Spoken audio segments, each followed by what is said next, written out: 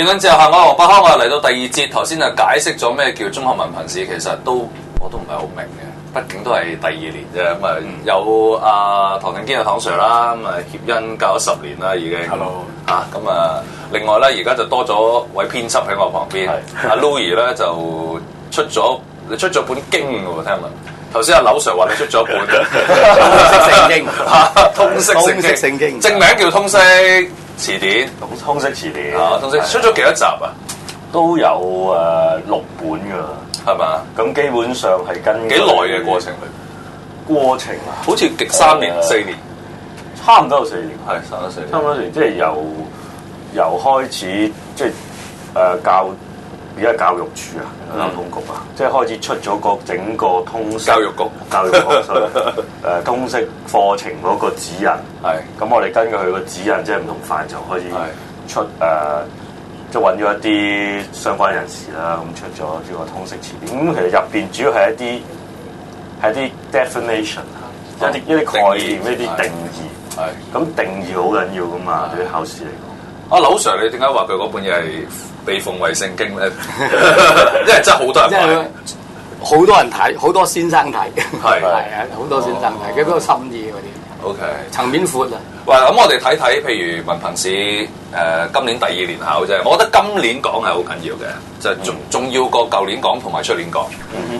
舊年其實我唔知啲人點講嘅，根本都未考，其實只能夠估嘅啫。咁啊，出年咧，其實我又覺得，因為已經有2年2年嘅經驗啦，政府好多嘢都可能覺得件事應該點做。通常佢哋所謂嗰啲先導計劃都係大概做3年就即係要落實噶啦，所以今年變咗好重要咯，即係可能會定將來文憑試再走落去係一個好重要嘅嘢。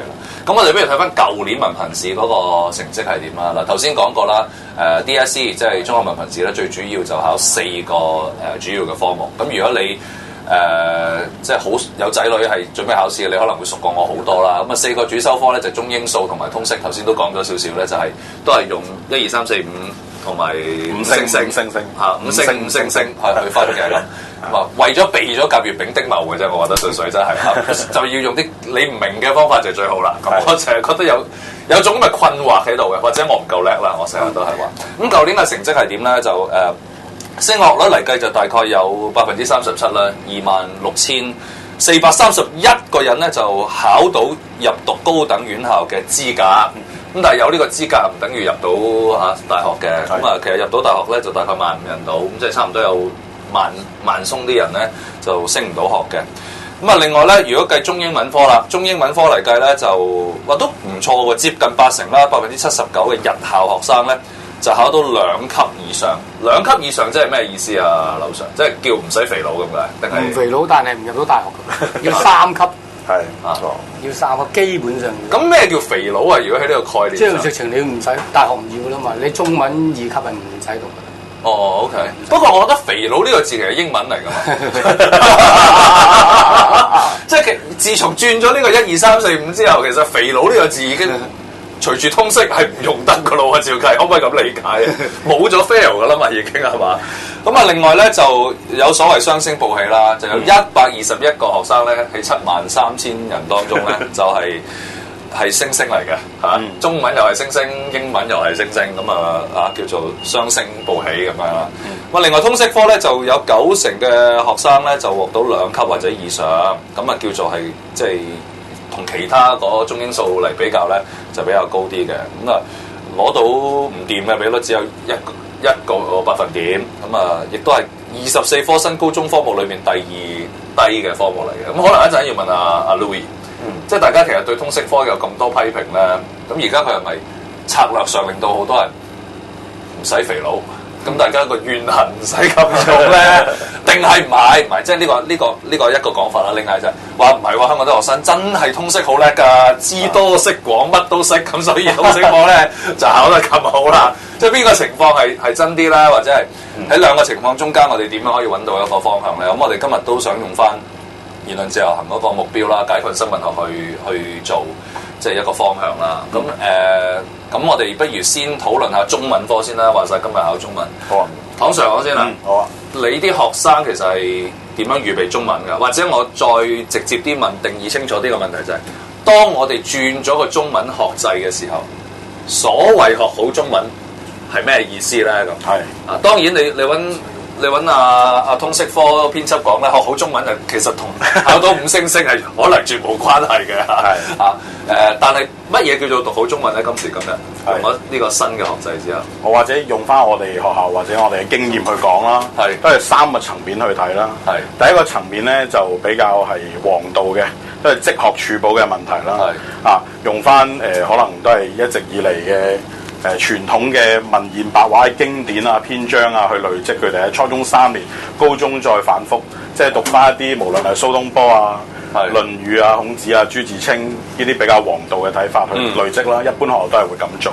咁第二個層面可能比較考試嘅層面，用翻以往歷屆由93至到去即係以前嘅新會考至到新生會考啦，即係至到去2011年。嗰個 past paper 去睇，第一個增值嘅層面，我哋會用翻 A level 嘅 past paper 去做翻一個即係回顧同埋溫習啦。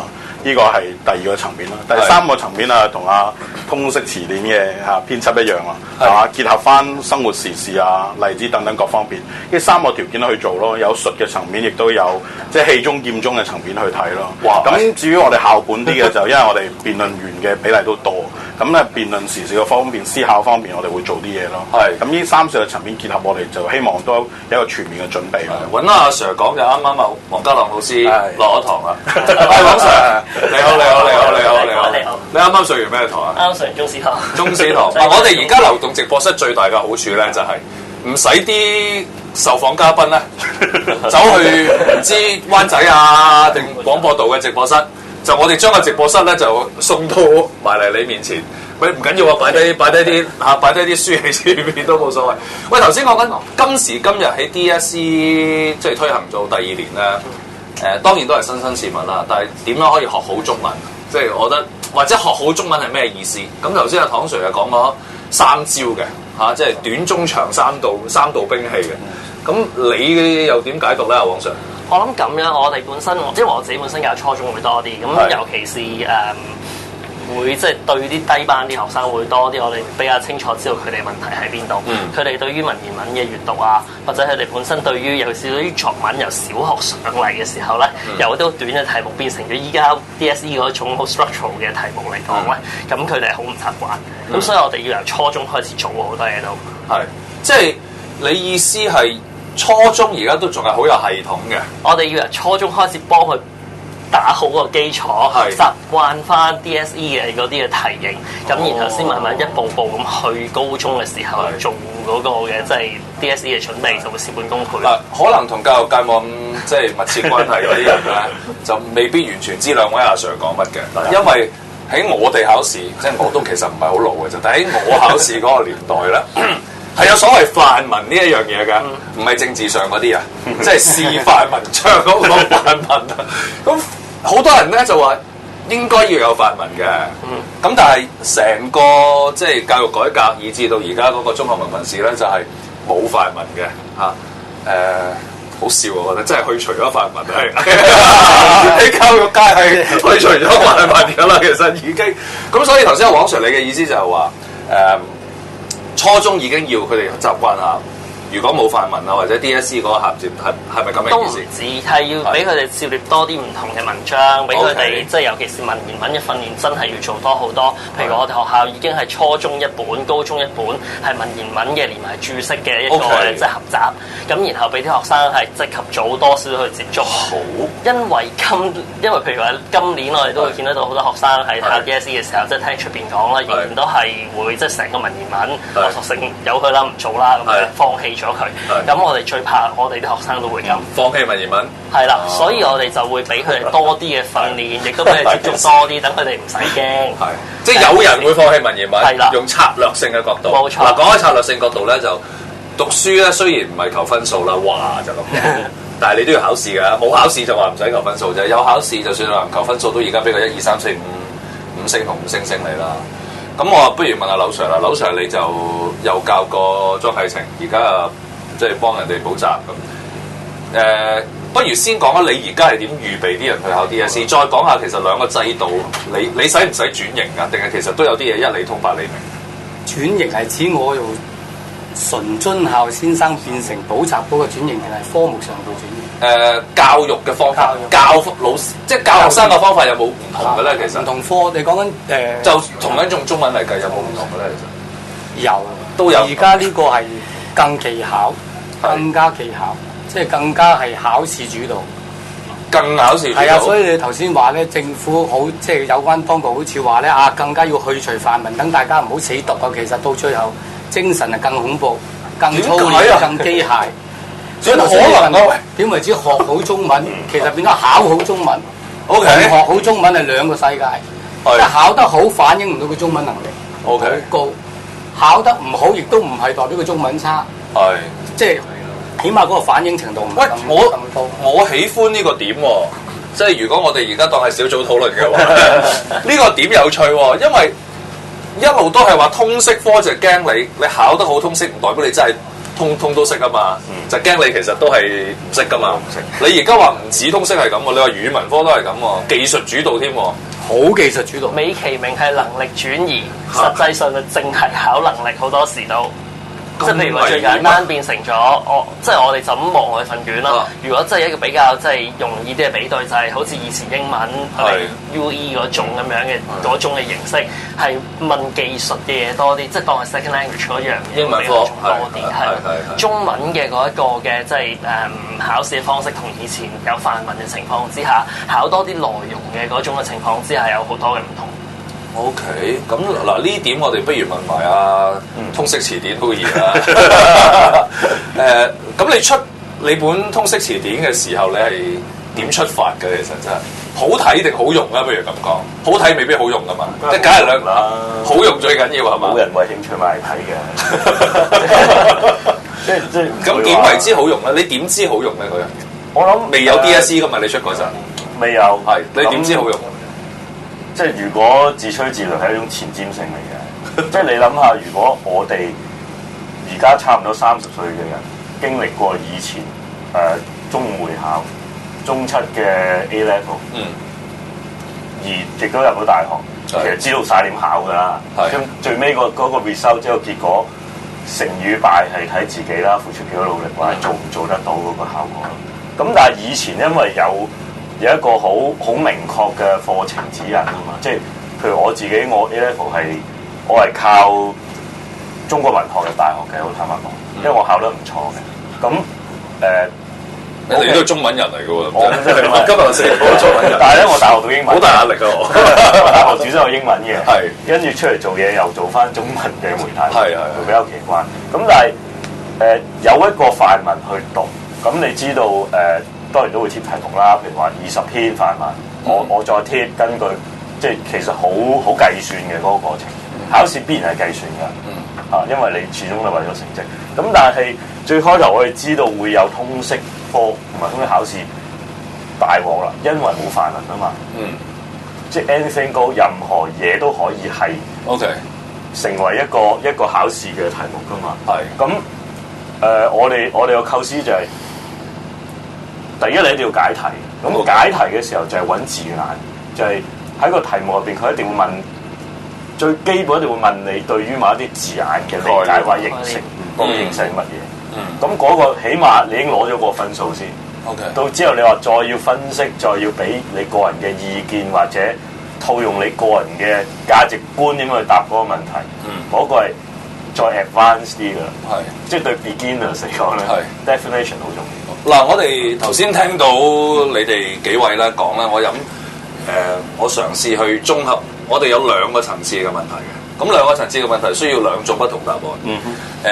第一個問題咧就係頭先阿劉 Sir 同阿 Louis 都有講啦，喂，學好中文同考好中文兩件事嚟嘅，即係嗰個制度本身，似乎俾人嘅感覺咧就係更加邁向技術化。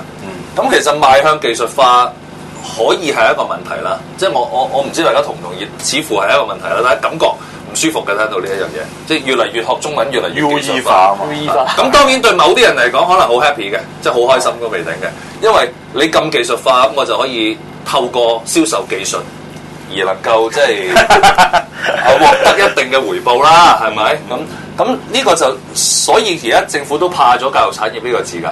翻去原本曾蔭權時代嗰六大產業，而家又得翻去變翻阿董嗰個支柱產業噶嘛。咁可能就係怕咗呢橛嘅嚇。咁但係唔好講嗰橛，淨係講話越嚟越技術化呢一樣嘢，當係不足嘅先。我諗好明顯係不足啦。咁我哋點彌補呢個不足咧？呢個第一個層次，我諗闊啲嗰個層次嚟嘅，就係香港人點學好中文啊？即係我諗呢個好緊要。